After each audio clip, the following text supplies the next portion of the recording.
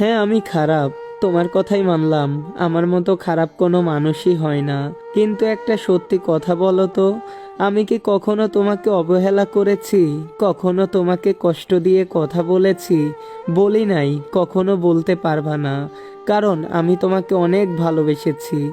আমি তোমাকে অনেক ভালোবাসতাম বলেই তো আজ তুমি এভাবে আমাকে ঠকাতে পারলে। তুমি আমাকে এতটা কষ্ট দিয়েছো, যে কষ্টগুলা আমাকে প্রতিটা রাতেই কষ্ট দেয়, দ্বিগুণভাবে আমাকে আরো বেশি কষ্ট দেয়। আমি কাউকে বোঝাইতে পারবো না আমি তোমাকে কতটা ভালোবেসেছি।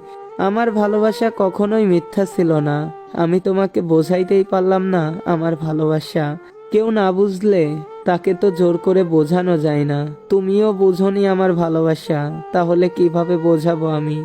একটা কথা মনে রেখো, কাউকে ঠকিয়ে, কাউকে কাঁদিয়ে কখনো সুখী হওয়া যায় না। কখনোই সুখী হতে পারবা না। কারণ তুমি আমাকে ঠকিয়ে চলে গেছো, আমাকে অনেক যন্ত্রণা দিয়েছো, আমাকে অনেক কষ্ট দিয়েছো।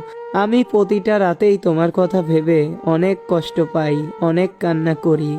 কিন্তু আফসোস, তুমি সে কান্নাটাও দেখতে আসো না।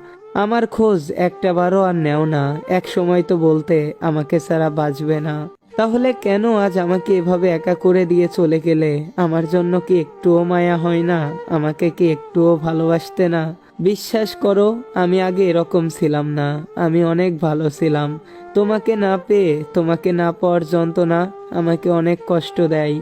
আমাকে অনেক যন্ত্রণা দেয়, যে যন্ত্রণা আমাকে রাতে ঘুমাইতে দেয় না। সবশেষে একটা কথাই বলবো, প্রিয় মানুষকে হারানোর যন্ত্রণা কখনোই সহ্য করার মতো না। প্রিয় মানুষকে যারা হারিয়ে ফেলেছে শুধু তারাই জানে প্রিয় মানুষকে হারানোর যন্ত্রণা। তো ভিডিওটা যদি ভালো লাগে অবশ্যই শেয়ার করে দিবেন। ধন্যবাদ সবাইকে।